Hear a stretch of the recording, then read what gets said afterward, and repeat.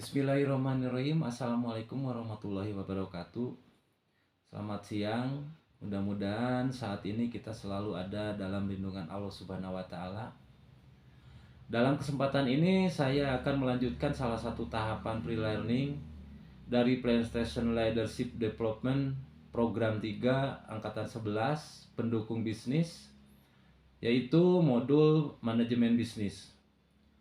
Baik, nama saya Dede Saripudin, panggilan Dede Dayin dari PTPN 1 Regional 2 X PTPN 8. Dalam video learning ini diambil dari beberapa materi yang akan ditampilkan, antara lain presentation management, aspek perencanaan perusahaan, basic problem solving and decision making, dan sistem perencanaan juga pengendalian manajemen. Sekilas tentang perkebunan. Usaha perkebunan adalah usaha yang meliputi kebun dan pabrik yang bekerja sesuai dengan sistem yang baku sehingga membuat komunitas dan berinteraksi dengan lingkungan sekitar. Perkebunan, 1. Menghasilkan produk atau komoditas. 2. Penyediaan bahan baku, pengolahan bahan baku menjadi produk, pemasaran produk secara fisik meliputi kawasan atau wilayah. Fungsi perkebunan. 1. Ekonomi, yaitu peningkatan kemakmuran dan kesejahteraan rakyat serta penguatan struktur ekonomi wilayah dan nasional atau kesejahteraan masyarakat. 2. Ekologi, yaitu peningkatan konservasi tanah dan air, penyerap karbon, penyedia oksigen, dan penyangga kawasan lindung atau kelestarian lingkungan. 3. Sosial budaya, yaitu sebagai perekat dan pemersatu bangsa atau pengembangan wilayah. Karakteristik proses bisnis. 1. Keunikan dalam aspek sosial, budaya, dan politik. 2. Keunikan karena ketidakpastian produksi atau faktor genetis. 3. Keunikan dalam campur tangan pemerintah. 4. Keunikan dalam struktur persaingan dan rantai pelaku usaha. Pokok-pokok permasalahan yang ada di perkebunan. 1. Produktivitas dan kualitas produk on-farm masih rendah. 2. Sentra produksi on-farm tersebar dan di daerah. Persaingan bahan baku yang relatif kurang sehat, industri pengolahan belum berkembang, pajak dan berbagai pungutan, ekonomi biaya tinggi.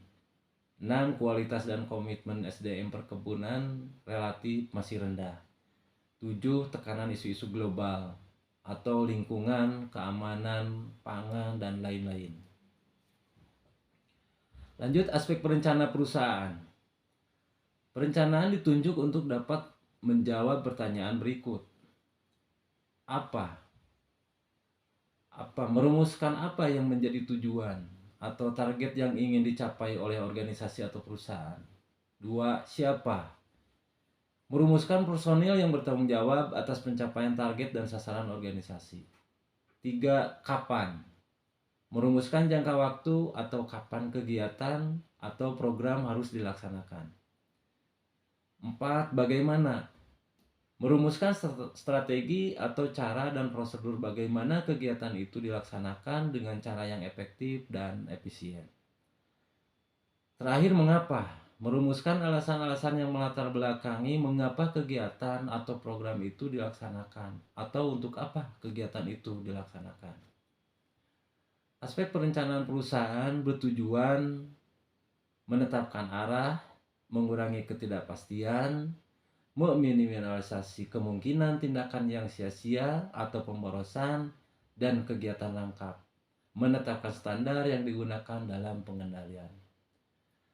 Sumber perencanaan, kebijaksanaan pucuk pimpinan, hasil-hasil pengawasan, kebutuhan masa depan, penemuan-penemuan baru, inisiatif dari dalam dan luar organisasi. Manfaatnya.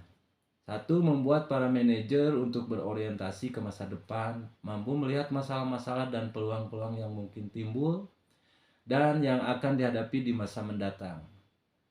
akan meningkatkan koordinasi dalam pengambilan keputusan sehingga mendukung manajer untuk selalu konsisten dengan keputusan yang telah diambil sebelumnya. Selanjutnya, perencanaan akan menekankan kepada tujuan organisasi, meningkatkan tujuan organisasi yang harus dicapai. Saya lanjut basic problem solving and decision making. Pokok-pokok permasalahan. Setiap manusia selalu dihadapkan pada keharusan mengambil keputusan baik dalam kehidupan pribadi maupun sosialnya, termasuk di dalam pekerjaan. Pengambilan keputusan selalu berkaitan dengan memilih salah satu dari beberapa pilihan keputusan. Making decision is a fundamental life skill. Faktor dalam pengambilan keputusan. Perbedaan individu, 1. Kepribadian, jenis kelamin, kemampuan mental, perbedaan budaya. 2. Batasan organisasi, evaluasi kinerja, sistem imbalan, peraturan baku, batasan waktu akibat sistem. Contoh historis. Good problem solver. 1. Bersikap objektif. 2. Berpikir analitis. 3. Berpikir kreatif. 4. Memiliki komitmen dan ketekunan. 5. Memiliki keingintahuan atau kepenasaranan. 6. Memiliki keberanian. 7. Memiliki antusiasme. 8. Memiliki kesabaran. 9. Kewaspadaan. Dan 10. Memiliki sense of adventure. 4 step problem solving. 1. Masalah. 2. Sebab. 3. Solusi. Dan 4.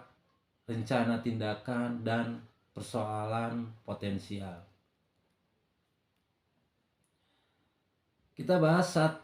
Masalah. Langkah mendefinisikan masalah. 1. Mengidentifikasi masalah. 2. Menetapkan prioritas masalah. 3. Merumuskan pernyataan masalah. Analisis sebab. Langkah analisis penyebab masalah.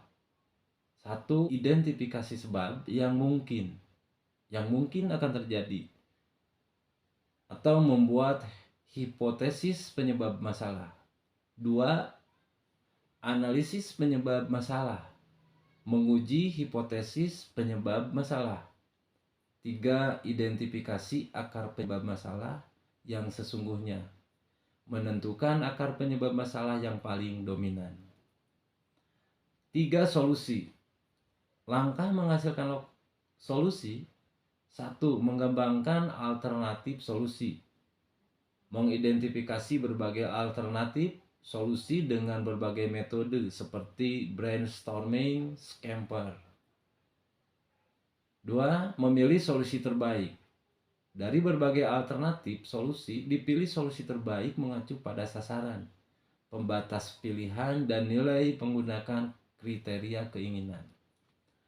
Selanjutnya yang keempat, rencana tindakan.